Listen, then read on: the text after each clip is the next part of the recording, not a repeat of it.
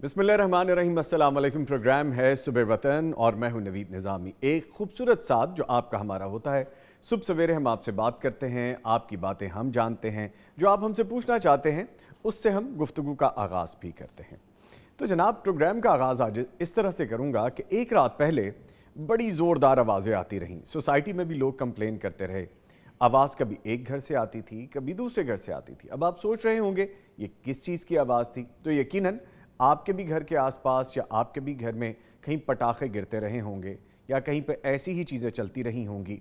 अब हमारे पास सुबह जब हम सेट पे आते हैं तो हम सारे टीम मेंबर्स बैठते हैं, गुफ्तगू करते हैं और उसमें बहुत सारी चीज़ें ऐसी भी होती हैं जो हम डिस्कस करते हैं कि आज हम कौन सा ऐसा पैगाम दे सकते हैं जो सबके लिए बेहतर हो सके, जो सबके लिए एक सबक हो सके। तो अहमद यार हक्कानी साहब, जिनका बड़ा कंट्रीब्यूशन है तलावत कुरान करीम के लिए, अक्सर हमारे यहाँ पे मेहमान भी होते हैं, फिर हमें मज़ीद रहनुमाई भी मिलती है उनसे। तो आज उनसे जब गुफ्तगू हो रही थी, मैं भी मौजूद था, प्रोड्यूसर भी मौजूद थे, हमारी टीम भी मौजूद थी, भट्टी साहब भी बैठे थे। तो गुफ्तगू ये हुई कि रात भर एक दिन पहले सो नहीं पाए क्योंकि पटाखे इतने फूटते रहे, कभी एक जगह से कभी दूसरी जगह से, और फिर नींद भी बड़ी डिस्टर्ब हुई।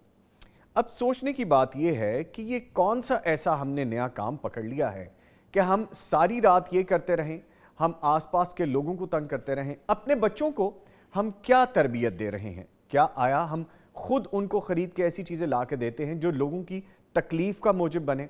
आपके घर में बुजुर्ग भी हैं, आपके घर में बच्चे भी हैं, कोई बीमार भी आसपास हो सकता है कोई अल्लाह का नाम ले रहा है, हो सकता है कोई अल्लाह की इबादत में मशगूल है, हो सकता है कि कोई इस वक्त आके अपनी ड्यूटी से आराम करना चाहता है, और कोई शायद अपने पेपर्स की तैयारी कर रहा है, कोई पढ़ रहा है। तो ये सारे मामलात हो रहे होते हैं जब आप कहीं पर रहते हैं, सोसाइटी हो, कोई बस्ती हो, कोई इलाका हो, जब रिहायशी इलाका हो, ना सिर्फ बल्कि रिहायशी इलाके के अलावा भी इस तरह की चीज़ें हम मुसलमानों को ज़ेब नहीं देती जो हमारे मुआशरे की हैं ही नहीं। तो इस पे सोचना चाहिए जनाब, और अपने बच्चों की तरबियत करनी चाहिए। और आपको पता है तरबियत हम कैसे कर सकते हैं? जब तक हम खुद नहीं सीखेंगे, हमें खुद नहीं पता होगा तो हम अपने बच्चों को कैसे बताएंगे? और बच्चे तो फिर भी बच्चे हैं, उनको क्या मालूम, उनके लिए वो तफरीह है, लेकिन ये तफरीह किसी दूसरे के लिए कितनी तकलीफ़ दे हो रही है, कितनी तकलीफ़ का बायस बन रही है। हो सकता है कोई मेडिसिन खा के आराम करना चाह रहा हो, और बहुत से मामलात होते हैं। तो खुदारा इस पर सोचिए, हमें खुद भी अमल करना है, अपने बच्चों को भी समझाना है। इसी नोट से प्रोग्राम का आगाज़ करेंगे। फॉर्मेट तो आपको पता है कि सबसे पहले तलावत कुरान करीम से आगाज़ करते हैं, उसके बाद आज का वजीफ़ा बयान किया जाता है, आज की शख्सियत के बारे में आपको बताते हैं, और फिर भट्टी साहब हमारे साथ मौजूद होते हैं जो कि आपके सवालों के जवाबात देते हैं। इसके साथ साथ आज की बात में हम यौम पाकिस्तान के हवाले से बात करेंगे। अहम दिन, और ये अहम दिन जो हमारे मुल्क की तामीर में एक अहम किरदार अदा किया जिसने, और फिर हम आज उस पे क्या कर रहे हैं, हम अपने मुल्क के लिए क्या कर रहे हैं, इस दिन को सोच के क्या कर रहे हैं, इस पे हम हमारे हीरोज से भी बात करेंगे, एक्सपर्ट जो है उनसे भी बात करेंगे, तारीख दानों से भी बात करेंगे और सीखने की कोशिश करेंगे। नाते रसूल मकबूल भी पेश की जाएगी, और आज सेगमेंट है जादू जन्नात के सवालात के हवाले से। तो जनाब बढ़ते हैं अपने मेहमानों की तरफ, इनका तारुफ करवाऊँ आपको। मेरे साथ मौजूद हैं कारी तैयब फारूक साहब, फाजिल क़िरात अशरा हैं। कारी साहब अस्सलाम वालेकुम। वालेकुम अस्सलाम। कैसे आप? खैरियत से? अल्हम्दुलिल्लाह। आप इमाम मस्जिद भी हैं चूँकि, और अपनी मस्जिद से आप स्पेशली सुबह सवेरे तशरीफ़ लाएँ, तो मैं स्पेशली आपका थैंक यू अदा करूँगा। जज़ाकुमुल्लाह। इनके साथ हमारे साथ मौजूद हैं जनाब मौलाना मोहम्मद अजमल भट्टी साहब, फाजिल मदीना यूनिवर्सिटी हैं, एक अरसे से हदीस और शरई इल्म के उस्ताद हैं, PhD स्कॉलर हैं, हस्ती मुस्कुराती शख्सियत हैं। सर अस्सलाम वालेकुम। वालेकुम अस्सलाम व रहमतुल्लाह। कैसे हैं सर? खैरियत से? अल्लाह का बहुत शुक्र, आप ठीक हैं? अल्हम्दुलिल्लाह। सर वो मैसेज आते हैं ना उस पे भी, हमारे सोशल मीडिया पे भी, और मेरी नज़र से भी गुजरा कि भट्टी साहब मुस्कुराते रहें, अच्छे लगते हैं आप मुस्कुराते हुए। अल्लाह ताला इन सब को बरकतें दे। आमीन आमीन। तो सर मैं पहले गुजारिश करता हूँ कारी तैयब फारूक साहब से कि तलावत कुरान करीम करें, सूरह अनफाल आयत नंबर 60 से 62, फिर हम आगे बढ़ते हैं। अऊज़ु बिल्लाहि मिनश शैतानिर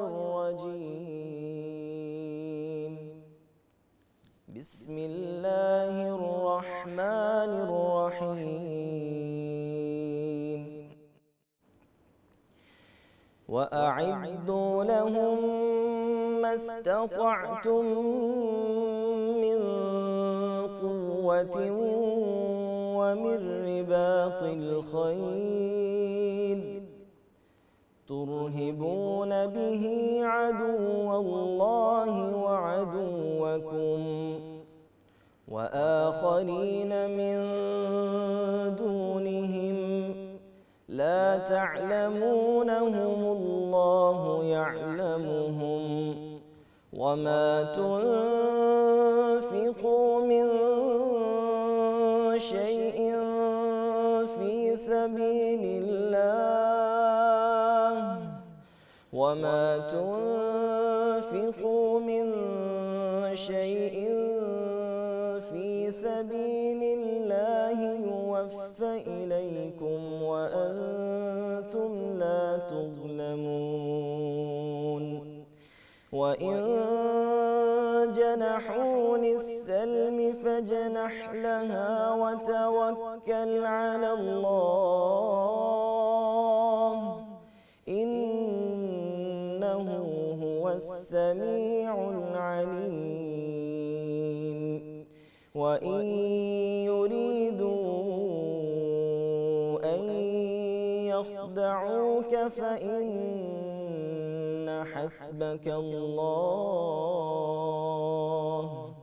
هو الذي أيدك بنصره وبالمؤمنين صدق الله العظيم माशाल्लाह जज़ाकल्लाह कारी साहब, अल्लाह ताला आपको जज़ाए खैर अता फरमाए। बड़ी साहब, जनाब अली जनाब गुफ्तगू करेंगे जी इंशाअल्लाह और कुछ प्यार की बातें भी करेंगे डेफिनेटली। इंशाअल्लाह। तो सर पहले गुजारिश ये है कि आप प्यारा सा वजीफ़ा बयान करते हैं। बिस्मिल्लाहिर्रहमानिर्रहीम अल्हम्दुलिल्लाहि रब्बिल आलमीन वस्सलातु वस्सलामु अला अशरफिल अंबिया वल मुरसलीन अम्मा बाद। निज़ामी साहब, आज का जो वजीफ़ा है वो नबी रहमत सल्लल्लाहु अलैहि वसल्लम की ज़ुबान मुबारक से अदा होने वाले चंद कलिमात जो आपके लिए फौरी एड की हैसियत रखते हैं। मसलन मैं और आप घर में अकेले हों, रात का वक़्त हो, अचानक जिस्म के किसी हिस्से में दर्द हो जाए, किस डॉक्टर को फ़ोन करें, किस अजीज़ को बुलाएं, किस घर वाले को जगाएं, कुछ भी नज़र नहीं आ रहा। तो उस मौके पर रहमत आलम सल्लल्लाहु अलैहि वसल्लम का बताया हुआ ये वजीफ़ा, ये दुआ आपके लिए फौरी असर अंदाज करने वाली चीज़ है माशाल्लाह। इमाम साहब, इस बारे में ना मेरा अपना एक ज़ाती मौका मौजूद है जी। मैं बाइक पे जा रहा था तो एकदम मुझे लेफ़्ट साइड पे ना बहुत शदीद पेन हुई और इतनी शदीद कि रश के अंदर मैं एकदम परेशान कि मोटरसाइकिल रोकूं या चलता जाऊं, क्या करूं, और साथ साथ मैं इस तरह साइड पे झुक रहा हूं अल्लाह कि क्या करूं। फ़ौरन वो जो अपना इंसानी कंप्यूटर है ना, उसके अंदर वो ही नबी रहमत सल्लल्लाहु अलैहि वसल्लम की बताई हुई ये प्यारी सी दुआ ज़हन में आ गई और ये दुआ पढ़ के जैसे ही मैंने अपने आप को दम किया, अल्हम्दुलिल्लाह, अल्लाह का लाख लाख शुक्र कि मैं फौरी ठीक हो गया और बाकी सफ़र बिल्कुल पुरसुकून गुजरा। माशाल्लाह। तो मैं वही वजीफ़ा, वही दुआ, वही प्यारा सा महबूब सा अमल अपने नाज़रीन को बताना चाहता हूँ। हज़रत उस्मान बिन अबिल आस रज़ी अल्लाह ताला अन्हु आए और कहने लगे, अल्लाह के रसूल सल्लल्लाहु अलैहि वसल्लम, जब से मैंने इस्लाम कबूल किया ना, मेरे जिस्म में एक ख़ास दर्द है जो बहुत शदीद होती है, आराम ही नहीं आता। तो आपने फरमाया कि जहाँ दर्द होती है ना, वहाँ पर अपना हाथ रखो, अपना ही हाथ फेरो, इधर है, इधर है, इधर है, सर में है, जहाँ भी है वहाँ पर हाथ रख के 3 दफ़ा पढ़ना है, बिस्मिल्लाह बिस्मिल्लाह बिस्मिल्लाह।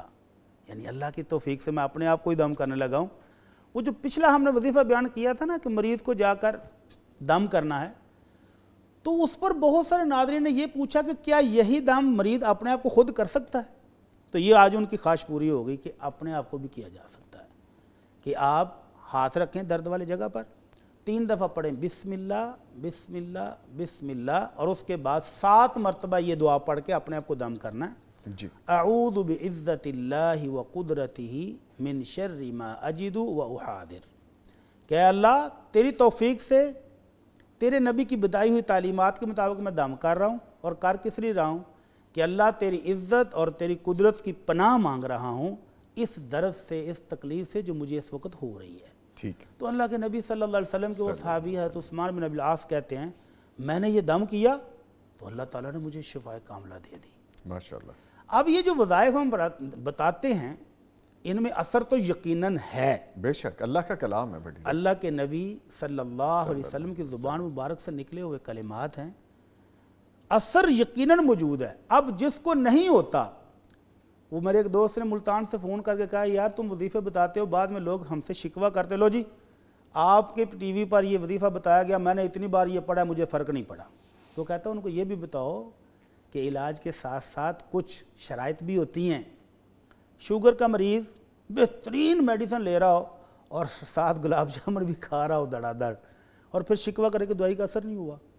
دیٹ میک سینس، وہ تو سمجھ میں بلڈ پریشر کا مریض ہے ہاں جی بالکل، یا ہارٹ کا مریض ہے اور وہ فل تلی ہوئے پراٹھے کھا رہا ہو، چکنائی والی چیزیں کھا رہا ہو، نمکین دھڑا دھڑ کھا رہا ہو، اور بعد میں کہے جی بلڈ پریشر شوٹ کر گیا ہے، شکوہ بنتا نہیں۔ تو اس طرح وہ میرے دوست نے کہا کہ ان کو توجہ دلائیں کہ جب آپ یہ دعائیں یہ وظائف پڑھتے ہیں اور اثر دیکھنا چاہتے ہیں تو اس کی شرائط بھی بتائیں۔ تو میں نے کہا ہم نے پہلے بھی بتائی ہیں، دوبارہ بتا دیتے ہیں۔ جی جی بالکل۔ وظائف فوری اثر کریں تو اس کے لیے اس جسم کے اندر جانے والی خوراک حلال ہونی چاہیے، سب سے پہلی شرط، پہلی شرط۔ سب سے پہلی۔ سیدنا سعد بن ابی وقاص رضی اللہ عنہ، ان کی دعا بہت قبول ہوتی تھی، تو ان سے جب راز پوچھا گیا تو انہوں نے یہی بتایا تھا کہ جب سے میں مسلمان ہوا ہوں اس منہ میں نے حرام کا لقمہ نہیں ڈالا۔ اللہ اکبر، اللہ اکبر۔ تو وظائف اثر رکھتے ہیں، اثر کریں گے، لیکن آپ پہلے اپنے خوراک پر نظر کریں کہ یہ کیا ہے۔ بڑی صاحب یہ وہی بات ہے نا کہ آپ نے اگر دوائی کھانی ہے اس کا پروٹوکول ہے کہ آپ نے پروٹوکول پرہیز ساتھ کرنا ہے۔ لازمی ہے۔ اسی طرح وظیفے کا پروٹوکول ہاں یہ جی۔ ہے کہ حلال ہو، سب سے پہلی بات آپ کا اور رزق۔ دوسری بات، جی پلیز۔ ہم کپڑے کے اندر پسینے کی اسمیل آ رہی ہو اور اوپر سے بہترین عطر چھڑک لیں، پرفیوم چھڑک لیں، تو وہ مزید برا محسوس ہوگا، برا فیل ہوگا۔ تو اس کا مطلب پہلے وہ جو میل کچیل ہے اس کو دور کر کے پھر اوپر پرفیوم چھڑکیں تو پھر مزیدار بنتی ہے۔ جی بالکل۔ تو اسی طرح اگر وظائف کر آپ چاہتے ہیں کہ اس کا فوری اثر ہو، اچھا اثر نکلے، تو اللہ تعالیٰ کے فرمان پر عمل کریں۔ وَمَن يَتَّقِ اللَّهَ يَجْعَل لَّهُ مَخْرَجًا، دوسری جگہ فرمایا وَمَن يَتَّقِ اللَّهَ يَجْعَل لَّهُ مِنْ أَمْرِهِ يُسْرًا، اللہ سے ڈرنا شروع کر دیں، اللہ آپ کے سارے معاملات آسان بھی کر دیں گے، اور جہاں مشکلات ہیں، جہاں گلی بند ہو چکی ہے، وہ اللہ خود کھول دے گا۔ بے شک۔ تو ان وظائف کا اثر امام الانبیاء صلی اللہ علیہ وسلم کی زبان مبارک سے ادا ہونے کی وجہ سے یقینی ہے، یہ تو پتھر پر لکیر ہے۔ اگر کسی شخص پر اثر نہیں ہو رہا تو وہ اپنے معاملات، اپنی ذات، اپنی سیرت، اپنے کردار کو چیک کر لے کہ کمی کہاں ہے۔ ٹھیک۔ اگر میل کچیل کہیں اس کے اپنے اندر موجود ہے تو وظائف میں نقص نہیں ہے، بے شک، بے نقص شک۔ اس کی اپنی ذات میں ہے، وہ دور کرے تو انشاءاللہ یہ سارے وظائف اثر کرتے ہیں۔ پہلے اپنی صفائی ضرور پہلے اپنی صفائی کر لیں۔ سر ایک دفعہ پھر بیان کر دیجئے پلیز۔ جی، جہاں پر جسم کے جس حصے پر درد ہو رہا ہو وہاں پر ہاتھ رکھ کے 3 دفعہ پڑھنا ہے، بسم اللہ بسم اللہ بسم اللہ، اور پھر 7 دفعہ یہ دعا پڑھنی ہے، اعوذ بعزت اللہ وقدرتہ من شر ما اجد واحاذر۔ ماشاءاللہ، جزاک اللہ۔ بڑی صاحب ویسے ایک چھوٹا سا یہاں پہ کویسچن میرے پاس تھا، میں نے کہا پہلے آپ کمپلیٹ کر لیں۔ یہ بائک والا زمانہ مجھے لگتا ہے کوئی اوائل کے دن ہے، ابھی تو ماشاءاللہ آپ کے پاس نئی چمچماتی آٹومیٹک گاڑی ہے اور وہ بھی لیٹسٹ ماڈل کی۔ اللہ کی اتنی نعمتیں ہیں ماشاءاللہ کہ شکر کرتے تھک بھی جائیں تو دا پھر بھی نہیں ہوگا، ماشاءاللہ۔ الحمدللہ۔ اور ایک چیز اور ہے بڑی صاحب، یہ بھی بتائیے کہ اگر کسی دوسرے کو دم کرنا ہو تو اس کے بارے میں بھی بتائیے۔ دوسرے کو دم اگر وہ خود نہیں کر پاتا جی، تو وہ جو بندہ دم کر رہا ہے وہی اپنا ہاتھ پھیر دے، جس طرح نبی رحمت صلی اللہ علیہ وسلم کے پاس بیمار کو لایا جاتا تھا تو آپ شفقت سے اپنا دست مبارک اس کے جسم پر پھیرتے اور پھر آپ دم کر دیتے تھے، یہی والا دم کر دیں۔ آیت الکرسی پڑھ کے، سورہ فاتحہ پڑھ کے، آخری صورتیں پڑھ کے دم کر دے تو مریض کو انشاءاللہ شفا ملتی ہے۔ اب یہ پڑھنے والے کا اپنا عمل، اس کا کردار، اس کی سیرت یہ کاؤنٹ کرے گی۔ یہ بھی با کردار ہونا ضروری ہے۔ آپ نے کہا کہ دوسرے کو اگر کرنا ہو دم تو کیا بولنا چاہیے؟ اذهب الباس رب الناس واشف انت الشافی لا شفاء الا شفاءک شفاء لا یغادر سقما۔ نبی کریم صلی اللہ علیہ وسلم گھر میں افراد میں سے کوئی فرد بھی بیمار ہو جاتا تو آپ اس کو یہ دم بھی کیا کرتے تھے. ماشاءاللہ. یعنی آج برکت یہ ہوئی بھٹی صاحب کہ ایک وظیفے کے سیگمنٹ میں ہاں جی ہم نے دو وظائف بتا دیے. ہاں جی ماشاءاللہ. اللہ تعالیٰ آپ کو اللہ قبول فرما لے آمین اور ناظرین کو اس پر عمل کرنے کی توفیق عطا فرمائے. ٹھیک ہے, آج کی شخصیت شامل کرتے ہیں جی. اور آج کی جو شخصیت ہے ہمارے پاس حضرت جابر بن عبداللہ رضی اللہ عنہما. ان کا پیکج دیکھتے ہیں پھر واپس آتے ہیں. سیدنا جابر بن عبداللہ رضی اللہ تعالی عنہ غزوہ خندق کے موقع پر خندق کھودنے کے دوران ایک موقع پر سخت چٹان آ گئی. رسول کریم صلی اللہ علیہ وسلم نے خود آگے بڑھ کر اسے ضرب لگائی تو چٹان پاش پاش ہو گئی. اس دوران آپ صلی اللہ علیہ وسلم کا کپڑا ہٹا تو ایک شخص نے آپ صلی اللہ علیہ وسلم کے پیٹ پر بھوک کی شدت کی وجہ سے 2 پتھر بندھے ہوئے دیکھ لیے. آپ صلی اللہ علیہ وسلم کی یہ حالت اسے برداشت نہ ہوئی اور وہ ضروری کام کی اجازت لے کر گھر چلا گیا. گھر جا کر اس نے کھانے کا انتظام کیا اور خاموشی سے تنہا رسول کریم صلی اللہ علیہ وسلم کو بلانے آ گیا. آپ صلی اللہ علیہ وسلم نے سنا تو سب کام کرنے والے صحابہ کو کھانے کی دعوت دے دی. میزبان سخت پریشان ہوئے کیونکہ کھانا ہرگز 2-3 افراد سے زیادہ کے لیے نہیں تھا.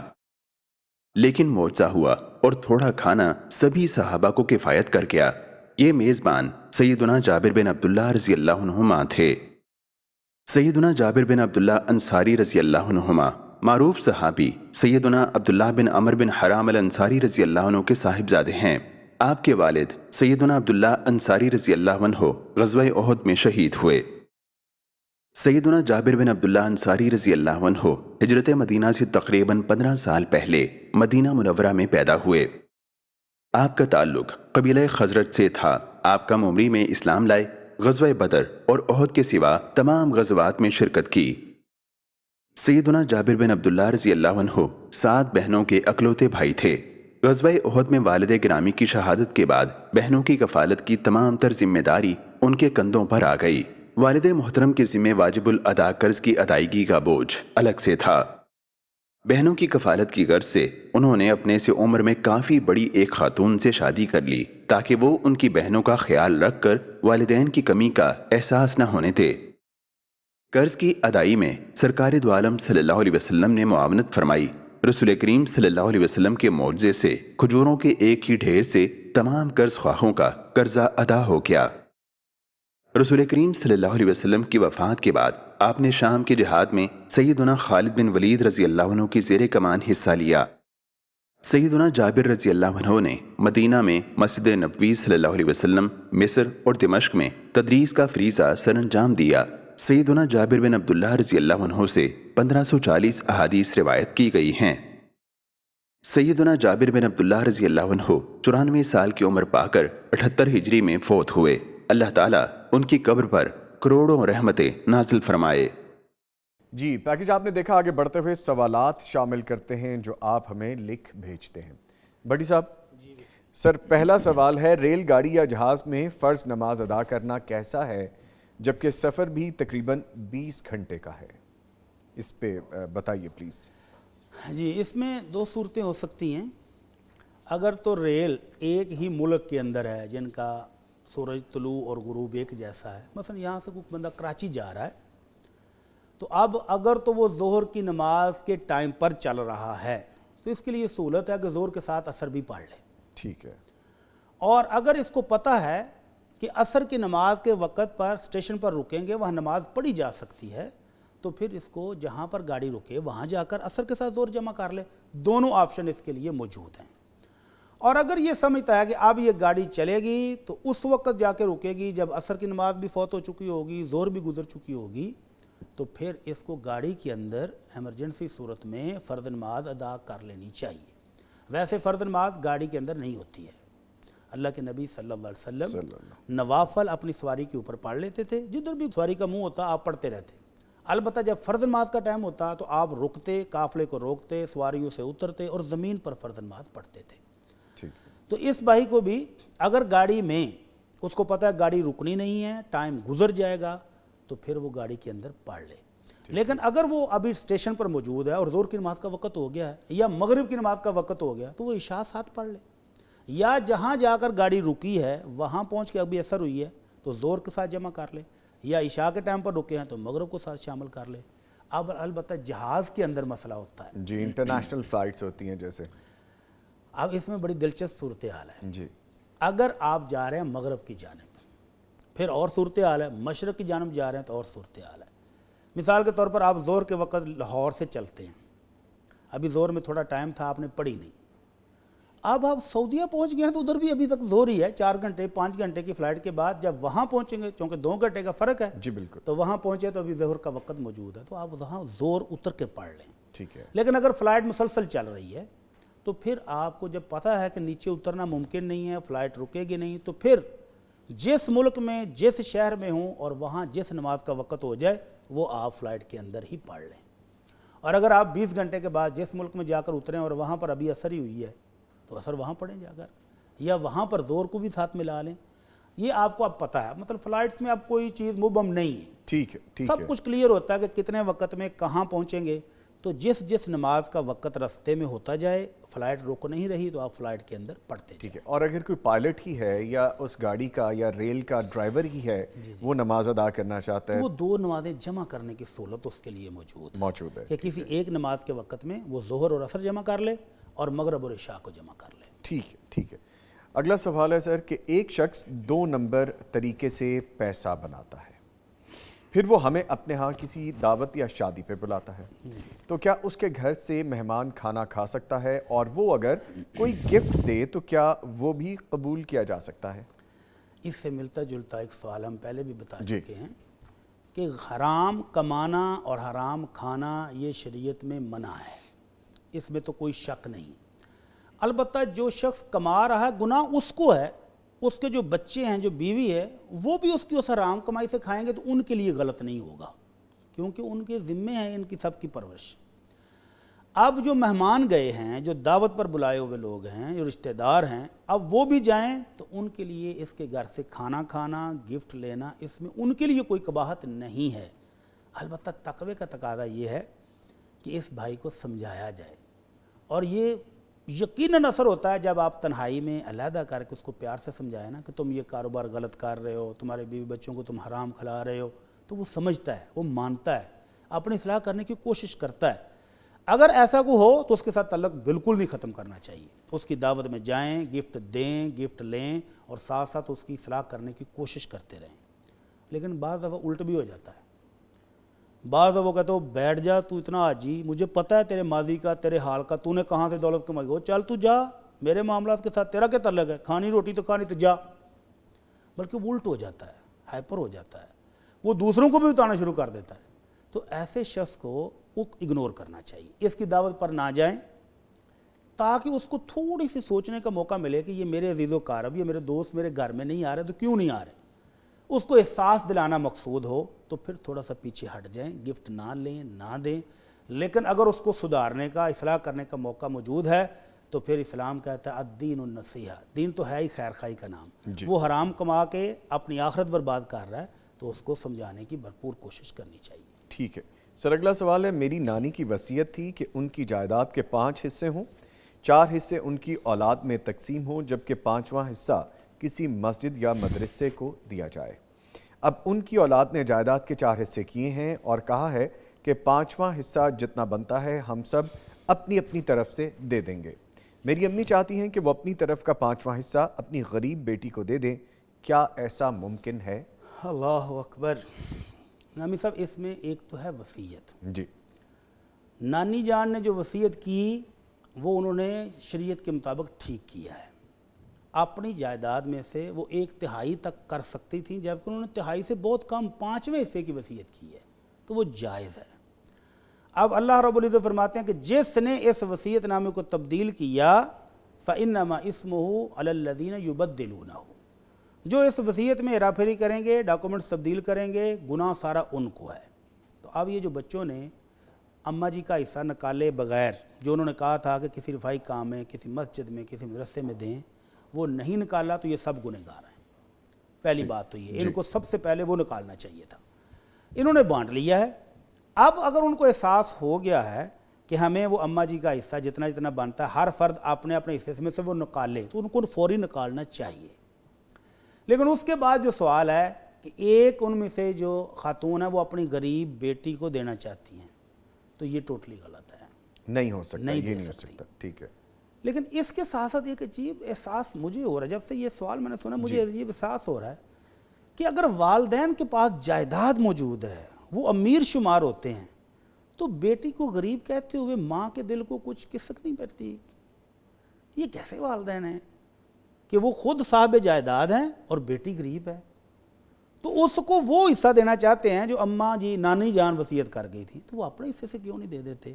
والدین تو بڑی شفقت کرتے ہیں، تو ان والدین کو بیٹی کو غریب نہیں کہنا چاہیے، بیٹی کو اس طرح خوشحال کرنا چاہیے اگر ان کے پاس جائیداد ہے کہ وہ بیٹی دوسروں کی مدد کرتی ہوئی نظر آئے، والدین کے پاس آئے تو وہ بھی خوشحال ہو۔ تو نانی کا حصہ اس کو نہیں دینا چاہیے، وہ نانی نے جہاں وصیت کی تھی وہاں دیں، اور جو ان کی والدہ کو خود اپنا حصہ ملا وہ بے شک سارے کا سارا اٹھا کے بیٹی کو دے دیں، اور ایسی بیٹی جو ان کی نظر میں ضرورت مند ہے اس کی بہرحال مدد کرنی چاہیے۔ ٹھیک ہے بھٹی صاحب، آگے سوال ہے، آپ نے سن کے یہ نہیں کہنا کہ شاید میں کوئی چیز پوچھ رہا ہوں آپ سے، یہ سوال ہے کہ میرے 3-4 مکان ہیں، یہ سوال ہے بھٹی صاحب، جی اور جن کے کرائے پر میرا گزر بسر ہے، میں سال بعد اس کرائے سے حاصل شدہ رقم پر زکوٰۃ بھی دیتا ہوں۔ اب میں نے کسی اچھی جگہ مکان خریدنے کے لیے ان مکانوں کو بیچ دیا ہے اور نیا مکان بھی کرائے پر چڑھانے کی غرض سے خرید رہا ہوں۔ سوال یہ ہے کہ ان مکانوں کو بیچ کر جو رقم میرے ہاتھ آئی ہے، اب کیا مجھے اس پر بھی زکوٰۃ دینا ہوگی؟ ہاں جی، ماشاءاللہ ان کا جذبہ بھی اچھا ہے، سوچ بھی اچھی ہے، اور اللہ سے ڈرنے والے لگتے ہیں کہ جو باقاعدہ زکوٰۃ دے رہے ہیں، لیکن ان کو میرا خیال ہے کہ زکوٰۃ کا مسئلہ صحیح طرح سمجھ نہیں آ پایا۔ اللہ تعالیٰ نے زکوٰۃ آپ کی ارننگ پر نہیں رکھی ہے کہ جو شخص جتنا کمائے اس میں سے 2.5% دے، نہیں، ایسا نہیں ہے، بلکہ یہ اللہ کا خاص فضل و کرم، اس کی شفقت، اس کی مہربانی ہے کہ اس نے سیونگ پر زکوٰۃ رکھی ہے۔ آپ ماہانہ لاکھوں نہیں کروڑوں روپے کماتے ہیں اور آپ کا وہ خرچ ہو رہا ہے، اور سال کے بعد آپ کے پاس ارننگ کچھ بھی نہیں ہے تو زکوٰۃ نہیں ہے، سیونگ کچھ نہیں ہے تو زکوٰۃ بھی نہیں ہے۔ اور آپ تھوڑا سا کماتے ہیں اور اس میں سے تھوڑا تھوڑا سیو کر رہے ہیں، اور سال کے بعد سال گزر گیا ہے اور بینک میں آپ کے پاس، پچھلے سال گورنمنٹ نے 48,000 روپے نصاب نکالا تھا چاندی کے حساب سے، آپ کے پاس 50,000 پڑے ہی رہے ہیں، پورا سال خرچ ہی نہیں ہوئے، اس کا مطلب آپ کی ضرورت سے وہ زائد تھے۔ تو اللہ تعالیٰ نے یہ جو ضرورت سے زائد سیو پڑا رہا، سال پورا پڑا رہا، اس پر 2.5% زکوٰۃ، اتنا سا حصہ کہا کہ غریبوں کو دے دو، اس سے برکت آئے گی۔ تو یہ جو بھائی ہر مہینے کرایہ آتا ہے اور اس میں سے زکوٰۃ دیتے ہیں، تو یہ زکوٰۃ اس طرح نہیں ہے۔ ہاں، اگر وہ کرایہ جو 3-4 مکانوں کا آتا ہے وہ اپنی ضروریات پر بھی خرچ کر رہے ہیں اور تھوڑی بہت سیونگ بینک میں پڑی رہتی ہے، اور سال کے بعد دیکھتے ہیں تو وہ 50,000 یا اس سے زیادہ پڑی ہے، تو پھر اس پر زکوٰۃ دیں۔ اور اگر وہ ساتھ ساتھ، جیسے وہ کہتے ہیں میرے اپنے ذاتی ضروریات پوری ہو رہی ہیں، ادھر سے مکان کا کرایہ پکڑا، ادھر وہ خرچ ہو گیا گھر پر، تو کوئی کرایہ نہیں ہے، کوئی زکوٰۃ اس پر نہیں ہے۔ اب انہوں نے وہ بیچ دیے ہیں، اب انہوں نے نیا مکان خریدنا ہے، اب یہ جو بیچنے کے بعد رقم ہے، اگر یہ بینک میں سال پڑی رہے، مثلا جنوری میں انہوں نے 3 مکان بیچے اور اگلی جنوری تک وہ نیا مکان نہیں خرید سکے اور وہ بینک میں پیسے پڑے ہوئے ہیں، تو اب ان پر زکوٰۃ ہے۔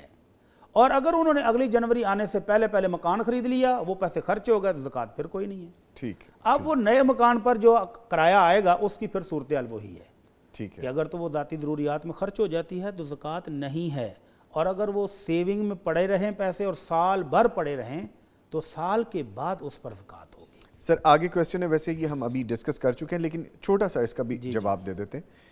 میں ایک ڈرائیور ہوں، روزانہ 140 کلومیٹر کی ڈرائیو پہ نکلتا ہوں، کیا میں ظہر، عصر اور مغرب عشاء کی نمازوں کو جمع کر سکتا ہوں؟ کیونکہ کراچی جیسے شہر میں ٹریفک جب جیم ہوتا ہے تو نمازوں کے ضائع ہونے کا اندیشہ ہوتا ہے۔ اس میں یہ جو آخری جملہ ہے نا، جی اس نے مجھے تھوڑا سا ڈاؤٹ میں ڈال دیا، وگرنہ تو ان کا مسئلہ بہت کلیئر تھا۔ جی صحیح مسئلہ یہ ہے کہ اگر آپ اپنے شہر کی حدود سے باہر 22 کلومیٹر یا 23 کلومیٹر یہ دور چلے جاتے ہیں، اتنا سفر آپ کا ہے، تو آپ نماز قصر کر سکتے ہیں۔ ٹھیک ہے، کچھ فقہائے کرام کے نزدیک 82 یا 83 کلومیٹر اتنا سفر آپ کریں تو پھر قصر ہو، بٹ وہ شہر سے باہر ہے۔ شہر سے باہر کی بات جی ہو رہی ہے۔ جی اور کچھ فقہا ماشاءاللہ ایسے بھی ہیں جنہوں نے کہا کہ نہیں، اللہ کے نبی صلی اللہ علیہ وسلم کا کوئی فرمان موجود نہیں ہے، بس آپ کے سفر ہیں۔ کسی نے اس سفر کو دیکھا کہ یہ 9 میل تھا، کسی نے اس سفر کو دیکھا یہ اتنے میل تھا، تو اس سے اندازے لگائے ہیں کہ اتنا سفر ہو۔ وہ کہتے ہیں نہیں، لمٹ کوئی نہیں ہے، جب آپ سفر کو سفر کہیں گے وہ چھوٹا ہو یا بڑا آپ قصر کر سکتے ہیں. ٹھیک ہے. لیکن وہ احتیاط اسی میں ہے کہ اگر آپ اپنے شہر کی حدود سے 22-23 کلومیٹر باہر نکل جائیں تو آپ قصر کر سکتے ہیں. لیکن یہ جو کراچی کی بات کی ہے نا تو مجھے وہ ذہن میں آ رہا ہے جی کہ ماشاءاللہ کراچی شہر اتنا لمبا ہے کہ آپ گھر سے نکلیں اور ایک کونے کے طرف جائیں کراچی کے باہر تو یہ 60-70 کلومیٹر بن جاتا ہے. جی ادھر سے واپس آئیں تو یہ 140 ہو گیا. تو کہیں ان کی مراد یہ تو نہیں ہے کہ شہر کے اندر 140 کلومیٹر وہ سفر کرتے ہیں. ویسے سوال سے یہی لگ رہا ہے بھٹی صاحب. سوال ابھی سے لاہور یہی لگ دیکھیں رہا نا, ہے. جی لاہور آپ ایک کنارے سے کانا سے چلیں اور کوٹ عبد المال کی طرف چلیں تو یہ 50 کلومیٹر کے قریب بن جاتا ہے ایک سائڈ. اگر ادھر سے واپس جائیں تو یہ تو 100 کلومیٹر لاہور کے اندر ہو گیا ہے. جی تو ایک شہر کے اندر آپ مسافر کبھی بھی نہیں ہوتے. کوئی کہتا ہے کہ میں سفر پر جا رہا ہوں, وہ کہتا ہے میں لاہور شہر میں ہوں بھائی, اپنے سٹی میں ہوں. تو کراچی کے اندر اگر وہ 140 کلومیٹر کی ڈرائیو کرتے ہیں تو پھر یہ مسافر نہیں ہیں, یہ مقامی ہیں. ان کو ہر نماز اس کے وقت پر پڑھنی چاہیے, اور اگر کبھی کبھار وہ کہیں پھنس گئے ہیں تو 2 نمازیں جمع بھی کر سکتے ہیں, لیکن معمول نہیں بنائیں گے. اگر جینون عذر ہے, اگر جینون اپنے شہر سے باہر جاتے ہیں جی تو پھر وہ بے شک روزانہ جمع کریں, ان کو اجازت ہے. اچھا سر, ویسے سوال کی روح سے سمجھ یہ لگتا ہے کہ جیسے کیب فیسیلیٹیٹر ہوتے ہیں نا جو ڈرائیو کرتے ہیں گاڑی, پرووائڈر ہوتے ہیں, ڈرائیو کی سروسز دیتے ہیں, تو یہ وہ بھائی لگ رہے ہیں کہ ڈیلی میں اتنی چلا لیتا ہوں گاڑی شہر کے اندر, تو پھر وہ مسافر نہیں ہیں, وہ مقامی ہیں. ان کو ہر نماز اس کے وقت پر ہی پڑھنی چاہیے. اور کبھی کبھار اگر کوئی جینون مشکل میں پھنس گئے ہیں, مثلا ٹریفک جام میں پتہ نہیں کب کھلے گی, تو وہاں 2 نمازوں کا ٹائم ہو گیا تو وہ جمع بھی کر لیں. یعنی جیسے وہ کہہ رہے ہیں, وہ سمجھ آ رہا ہے کہ ریڈیس ان کا شہر کے اندر ہے, ٹریولنگ دن بھر شہر کے اندر وہ قصر تو بالکل نہیں کر سکتے. کسی ناگہانی صورت میں ایمرجنسی میں وہ جمع کر سکتے ہیں, کبھی کبھار روٹین نہیں بنا سکتے. ٹھیک ہے سر. اچھا آگے سوال ہے, جو عورتیں وائس میسج کے ذریعے اپنے سوال یا خوابوں کی تعبیر پوچھتی ہیں تو ایسا کرنا جائز ہے؟ کیونکہ ہم نے تو سنا ہے کہ خود عورت کی طرح اس کی آواز بھی چھپائے جانے کے قابل ہے. جی ان کا ویلڈ پوائنٹ ہے, سوال بھی بالکل ٹھیک ہے. اور اللہ رب العزت نے مومن خواتین کو جو تعلیمات دی ہیں ان میں یہ خاص تعلیم ہے, فلا تخضعن بالقول, کہ اپنی آواز کو اتنا نرم نہیں رکھو. جب کسی مرد سے بات کرنے کا موقع ہو, کوئی ضرورت پڑ گئی ہے, آپ کی بیل بجی اور گھر میں صرف خاتون ہیں, پوچھنا تو ہے کہ کون ہے.